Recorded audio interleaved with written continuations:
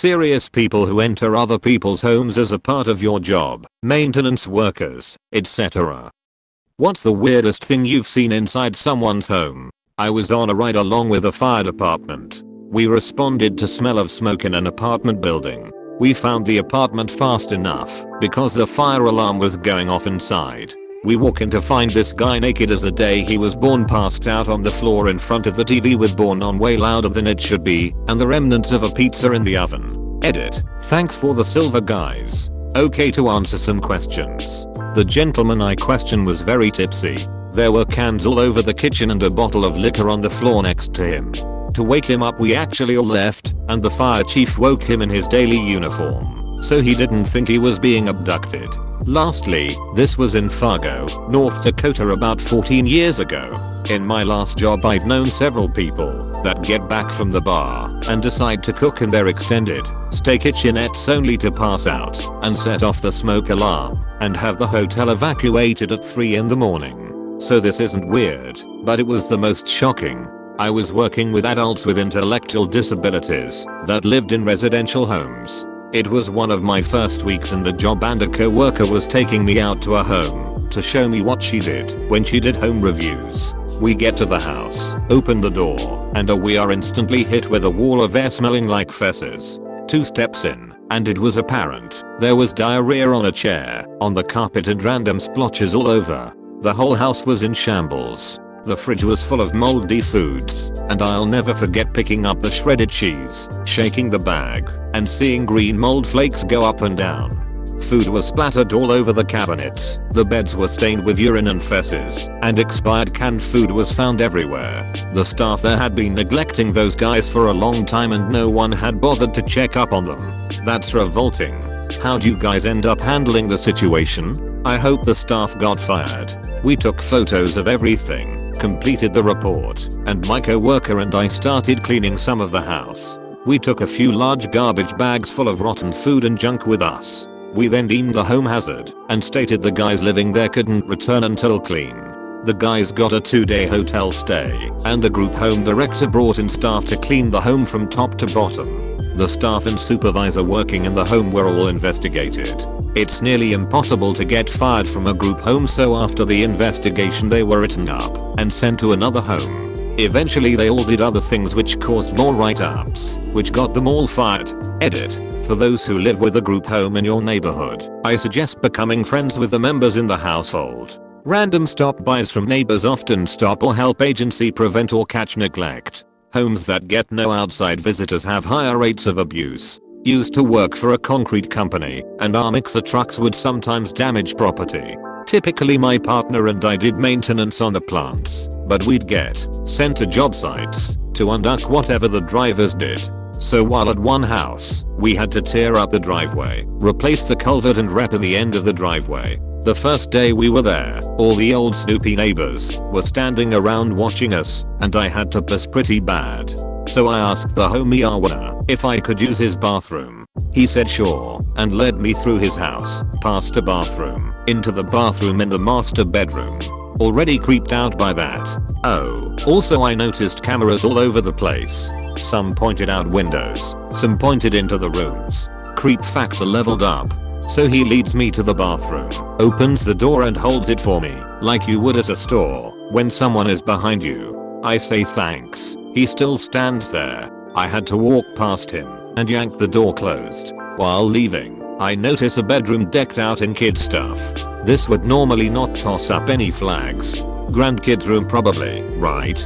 But with all the added creepiness, it just didn't seem normal at all. Told my partner, he laughed and pointed out there was probably cameras in the bathroom. If either of us had to piss after that, we drove down to the gas station. Edit time for clarification. So this was around 15 years ago. We are talking camcorders on tripods, not your cutesy nanny cams. Old guy was single, and this wasn't a very kid-friendly setup as far as foster homes go.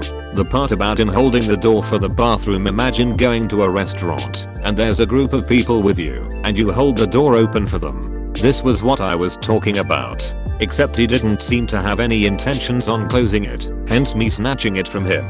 Cleaning a huge condo for a wealthy book publisher. The owner felt that cats were sacred, so they had suspended walkways through the entire 6k square foot condo for the two cats to walk on, so they could move through every room without having to touch the floor. Additionally, every 12 feet or so in each room, they had a cat balcony the cats could sit on made out of real crystal. We weren't allowed to touch them as they were valued at $10,000 a piece. I know someone who did something like this, but not to that extreme. They were building their dream house, which included underfloor ducts and vents for the AX system. Since they were going to be doing that already, they had the builder install a completely separate set of ducts and vents just for the cats, so they could move from room to room and inside/outside as they pleased. Apparently the cats had a habit of falling asleep in hidden areas of rooms, waking up to find the door closed, then whining till someone let them out. This solved that issue, though I will say it was kind of disconcerting to be in a room where you knew there were no cats, only to have one suddenly pop up out of the floor to say hi,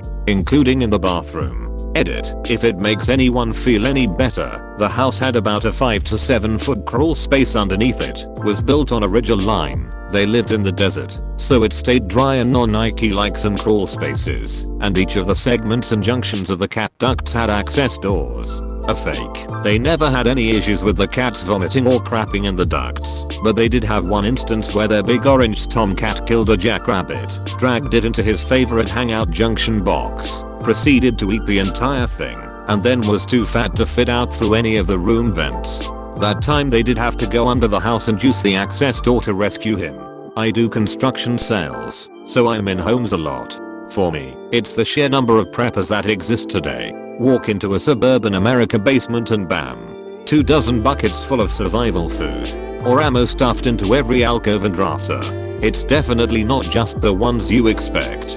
I do insulation and I've sprayed some impressive pepper spaces. My favorite was a 1200 SF house with a 2000 SF basement, concrete ceilings and walls. Part of the area was under his porches. It was a dang bunker.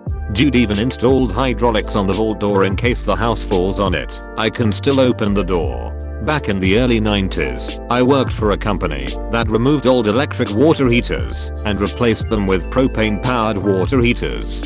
Because propane water heaters can possibly spew carbon monoxide, there are state regulations as to where the water heaters can and can't be placed. So it was my job to inspect the water heater room and draw up plans for ventilation, if necessary. I showed up at a client's home to inspect the area where he had his water heater to see if we needed to install any vents. When I asked to see his current water heater, he seemed a little uncomfortable and said, "I have something in the room that I forgot to clean up." I followed him to the room, and when he opened the door, the smell of weed hit me. In the water heater room, he had fishing lines strung up with trimmed plants being dried. If I were to guess, there must have been a couple pounds of weed drying in there. He said, "Oops, sorry about that." I smiled and told him, "No problem. I don't even know what that is." I knew exactly what it was, but I didn't want the guy to get worried about me telling someone. He offered me some, but I told him, "No thanks. I don't know what that is." As I was leaving, he asked me, "You aren't going to tell anyone about the plants, are you?" I asked, "What plants?" The guy smiled, then said, "You sure you don't want some?" I definitely wanted some, but I was still pretty new at my job, so I didn't want to take the chance that accepting weed from him would blow up in my face. Before I left, I told him, "Make sure you clear that closet before our guys arrive. They might not be happy about the plants I didn't see." I had a neighbor who offered me money to clean her apartment. She had mental health issues and got some kind of subsidy from the county for home assistance, which she didn't like, but she had an inspection coming up for continuing her other benefits. So I walked in and there were dishes everywhere, glasses with dried stuff in the bottom, pizza boxes that smelled of old cheese in stacks, ashtrays piled so high they were pyramids of butts, beer cans and bottles scattered. Went into the kitchen and both sinks are piled up past the faucet. One side has water in it that's covered in a white film. The kitchen trash can had overflowed to the floor and has flies buzzing around it. Gross. But I needed the money, so I rolled up my sleeves and got to work. After I got the dishes under control, I moved on to the stove/oven. When I opened the door, the entire bottom of the oven was crawling with maggots. The wave of smell was enough to about knock me on my ass and I ran out gagging. Went home, got a mask, went back and finished cleaning up. I still cannot figure out what she did to that oven. There was no food inside and looked like it had never been used. Not exactly weird but cool. Knocked on the door and didn't get a response. The door was unlocked, so I let myself in to find a 90 years old woman in her dressing gown headbanging to Led Zeppelin. This is my favorite response.